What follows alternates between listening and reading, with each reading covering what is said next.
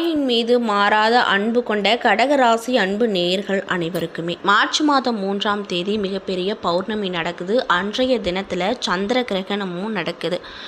இந்த மாற்றத்திற்கு பிறகு, அதாவது இந்த கிரகங்களுடைய மாற்றத்திற்கு பிறகு இந்த கடகராசியை சேர்ந்தவங்களுக்கு என்னென்ன விதமான சிறப்பான பலன்கள் எல்லாம் கிடைக்க போகுது, என்ன விஷயத்தில் கவனமாக இருக்கணும், என்ன விஷயங்கள்லாம் பரிகாரங்கள் மாதிரி செய்யணும், எந்த கடவுளை வழிபாடு செய்யணும், அது மட்டும் இல்லாமல் உங்களுக்கு இந்த பௌர்ணமிக்கு பிறகு நடக்கக்கூடிய தீமை தரக்கூடிய பலன்கள் என்ன, நன்மை தரக்கூடிய பலன்கள் என்ன அப்படிங்கிறத பற்றி தான் நான் இன்றைக்கி இந்த பதிவின் மூலியமாக முழுசாக உங்ககிட்ட ஷேர் பண்ணிக்க போகிறேன்.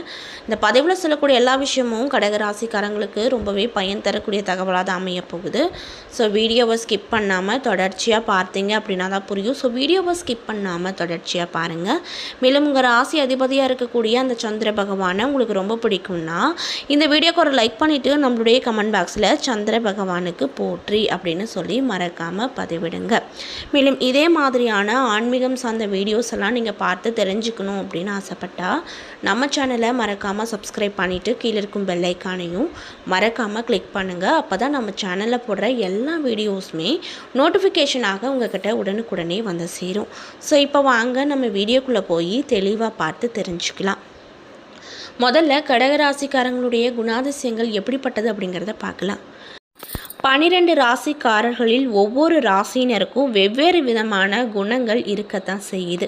அந்த வகையில் இந்த கடகராசிக்காரர்களுடைய குணங்கள் என்ன அப்படிங்கிறத ஃபஸ்ட்டு பார்த்து தெரிஞ்சுக்கலாம். கடகராசிக்காரங்க பொதுநலம் மிக்கவங்க. உலகை ஆட்சி செய்ய பலரும் கடகராசியை சேர்ந்தவங்களாக தான் இருப்பாங்க. எல்லோருமே நன்றாக வாழ வேண்டும் அப்படிங்கிற எண்ணம் உடையவங்க தான் இந்த கடகராசிக்காரங்க. தான் மட்டும் நல்லா இருக்கணும், தான் மட்டும் நல்லா சம்பாதிக்கணும், தான் மட்டும் எப்பொழுதும் சந்தோஷமாக இருக்கணும் அப்படிங்கிற எண்ணம் இவங்க கிட்ட எப்பொழுதுமே இருக்கவே இருக்காது. அடுத்தவங்களுக்கு என்ன விதமான உதவியாக இருந்தாலுமே மற்றவங்க கேட்காமலே உடனே உதவிகளை செஞ்சு தரக்கூடிய நல்ல உள்ளம் படைத்தவங்க தான் இந்த கடகராசிக்காரங்க.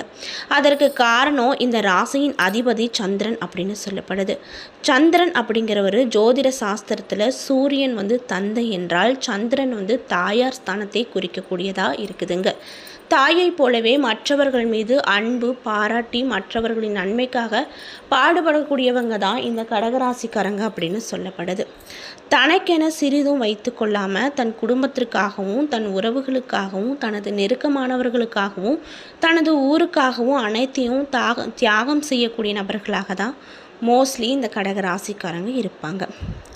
ரிஷபராசிக்காரர்களை போலவே கடகராசிக்காரர்களும் தாயின் மீது ரொம்பவே அன்பு கடந்த பாசத்தை வச்சுருக்கக்கூடிய நபர்களாக தான் இருப்பாங்க. இவங்க எதை செஞ்சாலுமே தாயை முன்னிலைப்படுத்தியே செய்வாங்க. தாய் சொல்ல தட்டாதவங்க தான் இந்த கடகராசிக்காரங்க.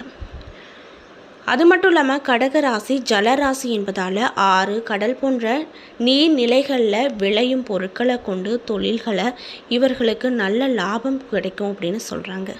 கடகராசிக்கு திரவ பொருள் சம்பந்தப்பட்ட பால் வியாபாரம், டீ கடை வியாபாரம், ஹோட்டல் தொழில்கள் இவர்களுக்கு கை கொடுக்கும். கடகராசிக்காரங்க காஞ்சி காமாட்சி, காசி விசாலாட்சி, மதுரை மீனாட்சி ஆகிய 3 தெய்வங்களையும் வழிபடுவது மிகவும் பயன் அளிக்கும் அப்படின்னு ஜோதிட சாஸ்திரத்தில் சொல்லப்படுதுங்க.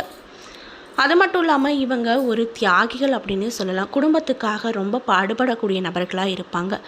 நம்ம தான் கஷ்டப்படுறோம், நம்மளை சார்ந்தவங்க கஷ்டமே எப்பயும் படக்கூடாது அப்படின்னு எப்பவுமே அவங்க மனசில் நினச்சிட்டு எல்லா வழிகளையும் தாங்கிட்டு மற்றவங்களுக்கு உதவி செய்யக்கூடிய நபர்களாக தான் இருப்பாங்க.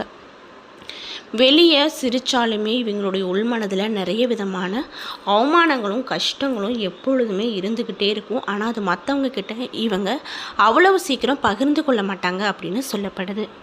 இப்படிப்பட்ட அன்பு உள்ளம் கொண்ட கடகராசி அன்பு நேயர்களுக்கு இந்த மார்ச் மாதம் 3ஆம் தேதி, அதாவது இந்த பௌர்ணமிக்கு பிறகு நடக்கக்கூடிய நல்ல நல்ல விஷயங்கள் என்ன விஷயத்தில் ரொம்ப கவனமாக இருக்கணும், என்னென்ன விஷயங்கள்லாம் பரிகாரங்கள் மாதிரி நீங்கள் பண்ணணும், எந்த கடவுளை வழிபாடு செய்யணும் அப்படிங்கிறத பற்றி தான் நான் இந்த பதிவின் மூலியமாக உங்கள்கிட்ட முழுமையாக ஷேர் பண்ணிக்க போகிறேன்.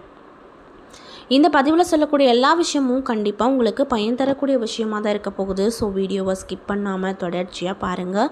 அது மட்டும் இல்லாமல் இதே மாதிரியான ஆன்மீகம் சார்ந்த வீடியோஸ் எல்லாம் நீங்கள் முழுசாக பார்த்து தெரிஞ்சுக்கணும்னு நினச்சா நம்ம சேனலை மறக்காமல் சப்ஸ்கிரைப் பண்ணிவிட்டு பாருங்கள். மேலும் கடகராசிக்காரங்க யாராவது இந்த பதிவை பார்க்குறீங்க அப்படின்னா நான் சொன்ன விஷயம்லாம் உங்களுக்கு மேட்சாக இருந்துச்சுன்னா நம்மளுடைய கமெண்ட் பாக்ஸில் கரெக்டுன்னு சொல்லி மறக்காமல் பதிவிடுங்க.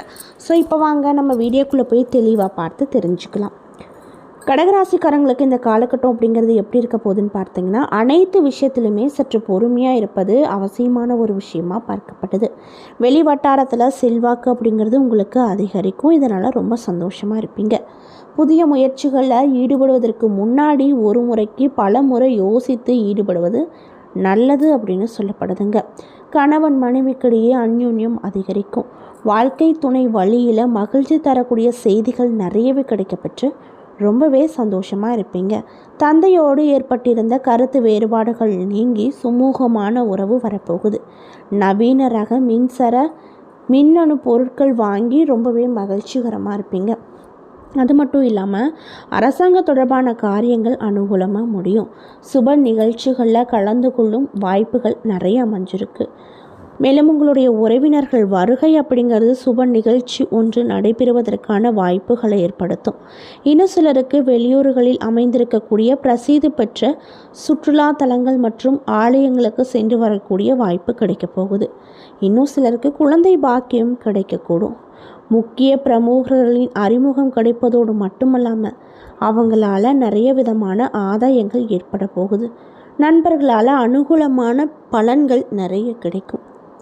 மேலும் அலுவலகத்தில் பணிகள் அப்படிங்கிறது உங்களுக்கு சற்று கூடுதலாக இருக்கும். கவனம் செலுத்த வேண்டும் அப்படின்னு வலியுறுத்தப்படுது. சக பணியாட்களோடு பேசும்போது பொறுமையை கடைபிடிப்பது நல்லதுங்க.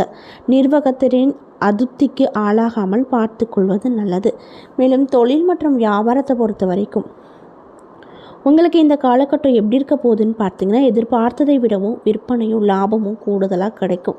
அரசாங்க வகையில் எதிர்பார்த்த காரியங்கள் சற்று இழுபறியான பிறகு நல்லபடியாக நடக்கும். புதிய முயற்சியை ஏதாவது எடுத்துகிட்டு இருக்கீங்கன்னா அதில் வெற்றி அப்படிங்கிறது உங்களுக்கு தாங்க கிடைக்க போகுது. அதில் எந்த ஒரு மாற்று கருத்தும் இல்லை அப்படின்னு சொல்லப்படுதுங்க. மேலும் குடும்பத்தை நிர்வகிக்கக்கூடிய கடகராசி பெண்களுக்கு இந்த காலகட்டம் எப்படி இருக்க போகுதுன்னு பார்த்தீங்கன்னா, மகிழ்ச்சி தரக்கூடிய காலகட்டமாக இந்த பௌர்ணமிக்கு பிறகு கண்டிப்பாக உங்களுக்கு அமைய போகுது. அதில் எந்த ஒரு மாற்று கருத்தும் இல்லை அப்படின்னு கணிக்கப்பட்டிருக்கு. மேலும் புதிய ஆடை ஆபரணங்கள் வாங்கி மகிழ்ச்சியாக இருப்பீங்க. விருந்து விசேஷங்களில் கலந்து கொள்ளும் வாய்ப்புகள் கிடைக்கும். அலுவலகத்திற்கு செல்லக்கூடிய பெண்களுக்கு பல வகையிலும் அனுகூலமான விஷயங்கள் இந்த காலகட்டத்தில் நடக்கும். மேலும் உங்களுக்கு மகிழ்ச்சி தரக்கூடிய நாட்கள் மார்ச் 1, 6, 7, 9, 13, 14 போன்ற நாட்கள் உங்களுக்கு நல்ல நாட்களாக சொல்லப்படுது. சந்திராஷ்டம தினங்கள் அப்படிங்கிறது உங்களுக்கு இல்லை. மேலும் உங்களுக்கு அதிர்ஷ்டம் தரக்கூடிய நாட்கள் 4, 6 அப்படின்னு சொல்கிறாங்க. வழிபட வேண்டிய தெய்வம் யாருன்னு பார்த்தீங்கன்னா துர்க்கை மற்றும் முருகப்பெருமான். மேலும் செய்ய வேண்டிய பரிகாரம் என்னன்னு பார்த்தீங்கன்னா, செவ்வாய்க்கிழமை நாட்களில் கந்த சஷ்டி கவசத்தை பாராயணம் செய்வது நல்லது. ஞாயிற்றுக்கிழமை நாட்களில் துர்க்கைக்கு அர்ச்சனை செய்வது நன்மையை கொடுக்கும். இந்த பதிவை கடகராசிக்காரங்க பார்க்குறீங்க அப்படின்னா, நான் சொன்ன மாதிரி இந்த இரு பரிகாரத்தில் ஏதோ ஒரு பரிகாரத்தை தொடர்ச்சியாக நீங்கள் செஞ்சுட்டு வந்தீங்கன்னா கண்டிப்பாக உங்கள் வாழ்க்கையில் மீள முடியாத பிரச்சனைகளுக்கு ஒரு நல்ல தீர்வு அப்படிங்கிறது கிடைக்கும். ஸோ நம்பிக்கையோட இந்த இரு பரிகாரத்தையும் முடிஞ்சால் செய்யுங்க. இல்லை இந்த ரெண்டில் ஏதோ ஒன்றையாவது செஞ்சுட்டு வாங்க. கண்டிப்பாக நல்ல பலன் கிடைக்கும். மேலும் உங்களுக்கு யாராவது கடகராசிக்காரங்க தெரிஞ்சவங்களாக இருக்காங்க அப்படின்னா அவங்களுக்கும் இந்த விஷயத்தை ஷேர் பண்ணுங்கள். அவங்களும் பலன் பெறட்டும். என்ன நண்பர்களே, இந்த பதிவுகளில் கடகராசி அன்பு நேயர்களுக்கு மார்ச் 3ஆம் தேதி மிகப்பெரிய பௌர்ணமி நடக்குது. ப்ளஸ் சந்திர கிரகணமும் அன்றைய தினத்தில் நடக்குது. இதனால் கிரகங்களுடைய மாற்றங்கள் ஏற்படுது. அந்த வகையில் உங்களுக்கு என்ன மாதிரியான பலன்கள் நடக்க போகுது, என்ன விஷயத்தில் கவனமாக இருக்கணும், எந்த கடவுளை வணங்கணும், என்னென்ன விஷயங்களை பரிகாரங்கள் மாதிரி பண்ணணும் அப்படிங்கிறத பற்றியும் நான் இன்றைக்கி இந்த பதிவின் மூலியமாக உங்கள்கிட்ட முழுமையாக ஷேர் பண்ணியிருப்பேன். இந்த பதிவில் சொல்லியிருக்கக்கூடிய எல்லா தகவலும் கண்டிப்பாக உங்களுக்கு பயன் தரக்கூடிய தகவலாக தான் அமைஞ்சிருக்கும். ஸோ வீடியோ பிடிச்சிருந்தா லைக் பண்ணுங்கள், ஷேர் பண்ணுங்கள். இதே மாதிரியான ஆன்மீகம் சார்ந்த வீடியோக்கெல்லாம் நீங்கள் பார்க்கணுன்னு நினச்சா மறக்காமல் நம்ம சேனலை சப்ஸ்கிரைப் பண்ணிடுங்க. நன்றி.